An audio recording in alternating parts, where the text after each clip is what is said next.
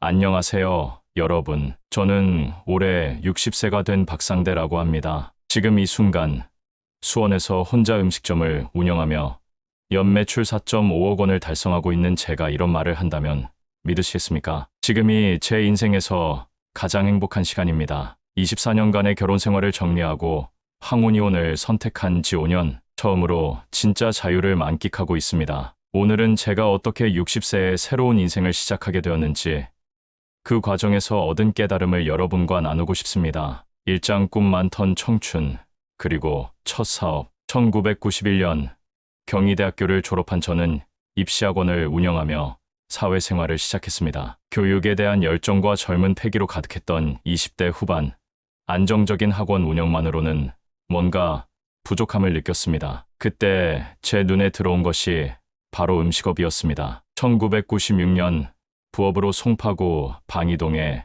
7평짜리 작은 김밥집을 오픈했습니다. 직원 4명과 함께 시작한 첫 사업이었죠. 놀랍게도 첫날부터 손님들이 줄을 섰습니다. 김밥 한 줄, 라면 한 그릇이지만 정성을 다해 만든 음식이 사람들의 마음을 사로잡았나 봅니다. 매일 새벽 5시에 일어나 가락시장에서 경매되면 가장 신선한 재료를 구입 준비하고 가게를 운영하는 것이 힘들었지만 성공의 단맛을 처음 맛보는 순간이었습니다. 그리고 김밥 한 줄 팔 때마다 200원씩 적립하여 무이탁 노인 돕기, 매월 15만 원씩 4명의 무이탁 노인에게 지급하였고, 송파 자치신문 송파구 미담란에 게재되기도 하였습니다. 시작 전 100% 공짜인 구독과 좋아요는 저에게 큰 힘이 됩니다.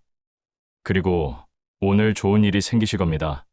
특히 로또 당첨 확률이 높습니다. 이장 결혼과 사업 확장의 꿈. 사업이 안정되자 자연스럽게 결혼을 생각하게 되었습니다. 1997년 7월 평생의 동반자가 될 줄 알았던 여성과 결혼식을 올렸습니다. 신혼의 달콤함과 함께 더 큰 꿈을 키워나가던 시절이었죠. 2000년 드디어 큰 결심을 했습니다. 잠실 신천 먹자골목에 4년 동안 3시간씩 자면서 운영해서 모은 4억 원으로 음식점을 오픈한 것입니다. 김밥집의 성공에 힘입어 더 큰 사업에 도전하고 싶었거든요. 음식점 집도 입소문을 타면서 제법 알려진 맛집이 되었습니다. 그해 5월 딸이 태어났습니다. 작은 생명을 품에 안고 있으니 세상을 다 가진 것 같았습니다. 이 아이에게 최고의 환경을 만들어주자는 다짐과 함께 더 큰 성공을 위한 계획을 세우기 시작했습니다. 3장 독일 이민, 꿈과 현실 사이. 2004년 12월 인생의 가장 큰 모험을 시작했습니다. 친구에게 잠실 신천의 음식점을 맡기고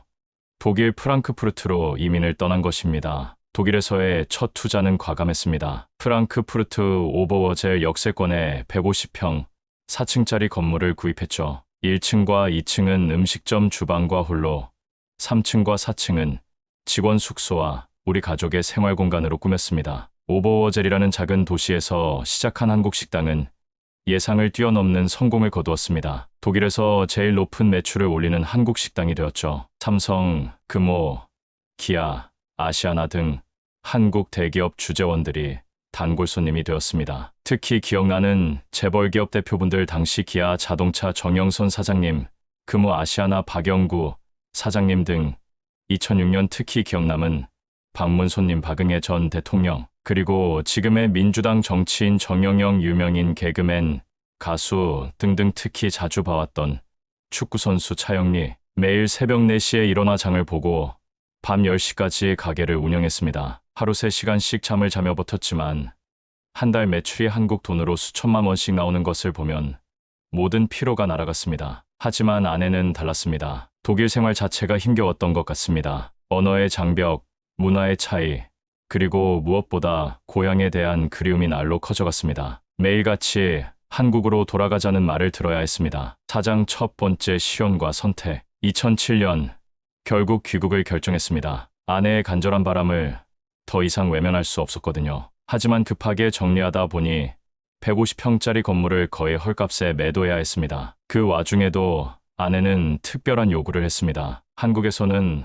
너무 비싼 명품 시계를 독일에서 사달라는 것이었죠. 독일에서 사면 반값인데 한국 가면 못 사잖아요 라며 거의 한 달간 애원했습니다. 힘들고 어려운 상황이었지만 사랑하는 아내의 소원을 들어주고 싶었습니다. 결국 그 시계를 사주었죠. 지금 생각해보니 그때부터 제가 무언가 잘못된 방향으로 가고 있었던 것 같습니다. 오장 한구, 귀국 후의 현실. 2007년 한국에 돌아온 후 현실은 생각보다 훨씬 복잡했습니다. 딸의 교육비가 만만치 않았거든요. 아내는 딸을 좋은 대학에 보내려면 과외를 잘 시켜야 한다며 매달 450만 원의 과외비를 요구했습니다. 음식점 매출이 좋은 달에는 순수입이 400만 원 정도였지만 안 좋은 달에는 적자가 500만 원까지 나기도 했습니다. 그런데도 과외비 450만 원은 빠뜨릴 수 없는 고정 비용이었죠. 적자가 나는 달에도 어떻게든 그 돈을 마련해야 했습니다. 어느 날 아내가 둘째 친오빠 생일이라고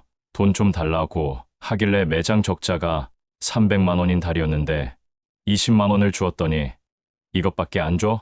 라며 화를 내는 일도 있었습니다. 그때 처음으로 내가 뭔가 잘못 살고 있는 건 아닐까 라는 생각이 들었습니다. 6장 깨달음의 순간들. 결혼 생활을 돌이켜보니 참 많은 것들이 보였습니다. 1996년 신혼 때부터 와이프의 요구로 혼자 거주한다는 명목으로 오빠가 2명이나 있는데도 장모님께 매달 50만 원씩 용돈을 드렸지만 정작 제 부모님께는 돈이 없어서 10만 원도 제대로 드리지 못했습니다. 매달 아내에게 생활비로 500만 원을 주고 저는 30만 원의 용돈으로 생활했습니다. 그 적은 용돈마저도 모아서 1년에 2번씩 금목걸이나 반지, 액세서리를 사주곤 했죠. 그것이 사랑의 표현이라고 생각했으니까요. 하지만 부부관계에서는 제가 원할 때는 단 한 번도 응해준 적이 없었습니다. 오직 아내가 원할 때만 관계를 가져야 했죠. 그런 상황에서도 이것이 결혼 생활인가 보다라며 체념하고 살았습니다. 딸의 사춘기 때는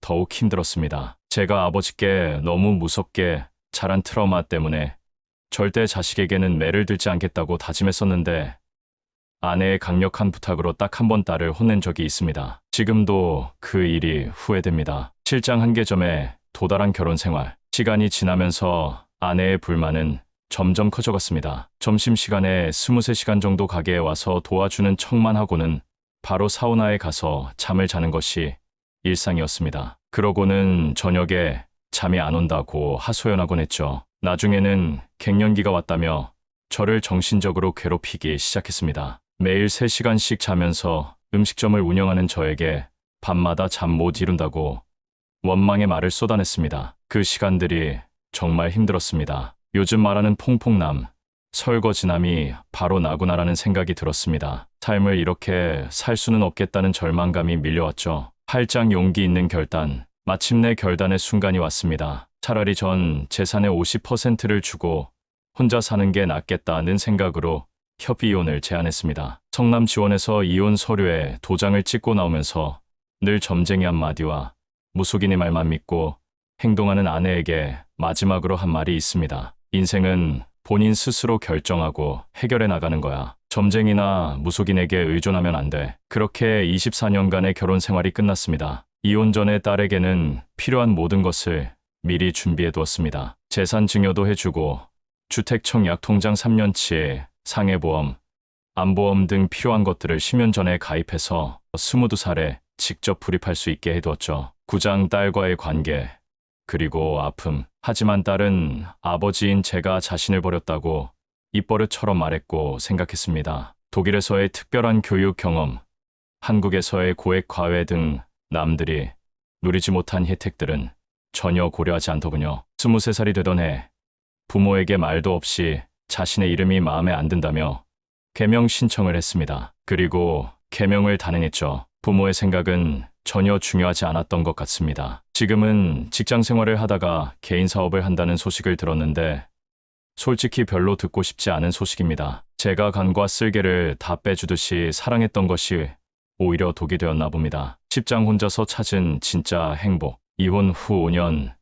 지금 저는 수원에서 혼자 음식점을 운영하고 있습니다. 연매출 4억 5천만 원을 달성하며 경제적으로도 안정되었고 무엇보다 정신적으로 홀가분합니다. 매일 아침 일찍 일어나 시장에 가서 신선한 재료를 고르는 것부터 시작해서 손님들과 대화하며 음식을 만드는 모든 과정이 즐겁습니다. 예전처럼 누군가에게 눈치를 보거나 허락을 받을 필요가 없거든요. 저녁에 가게 문을 닫고 집에 돌아가면 조용한 나만의 시간을 가질 수 있습니다. 책을 읽거나 음악을 듣거나 때로는 그냥 멍하니 있는 시간도 소중합니다. 이런 평범한 일상이 얼마나 귀중한지 이제야 깨달았습니다. 11장 인생의 교훈들. 지금까지의 인생을 돌아보면서 많은 것을 깨달았습니다. 가장 큰 깨달음은 사랑한다고 해서 모든 것을 다 해주는 것이 진짜 사랑은 아니다라는 것입니다. 저는 사랑하는 사람들에게 간과 쓸개를 다 빼주는 마음으로 대했습니다. 하지만 그것이 오히려 그들을 나약하게 만들고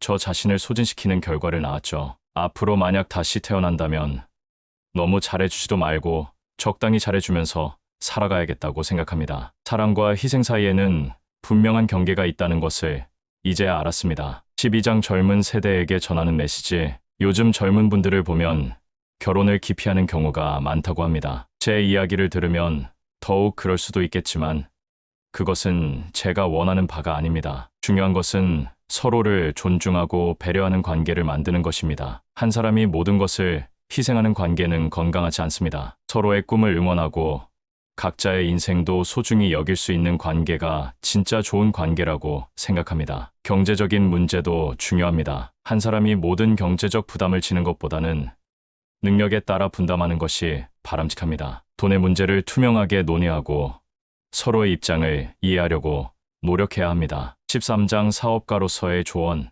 음식업을 30년 가까이 해오면서 얻은 경험도 나누고 싶습니다. 성공의 비결은 결국 정성과 꾸준함입니다. 독일에서든 한국에서든 항상 최고의 재료로 최고의 맛을 내려고 노력했습니다. 하지만 사업도 혼자만의 열정으로는 한계가 있습니다. 가족의 이해와 협조가 필요하죠. 만약 가족이 사업을 이해하지 못하고 계속 다른 것을 요구한다면 그것은 진지하게 생각해봐야 할 문제입니다. 사업에서 번 돈을 어떻게 쓸 것인지도 중요합니다. 무작정 가족의 요구를 들어주는 것보다는 미래를 위한 투자와 현재의 행복 사이의 균형을 맞춰야 합니다. 14장 새로운 시작을 위한 다짐. 이제 60세, 인생의 후반부를 시작하는 나이입니다. 하지만 늦었다고 생각하지 않습니다. 오히려 이제야 진짜 제 인생이 시작된 것 같습니다. 앞으로의 계획은 단순합니다. 건강을 유지하면서 지금의 음식점을 더욱 발전시키고 여유가 생기면 작은 여행도 다니고 싶습니다. 그동안 돌보지 못했던 제 자신을 돌보는 시간을 갖고 싶어요. 무엇보다 후회 없는 선택을 하고 싶습니다. 다른 사람의 눈치를 보거나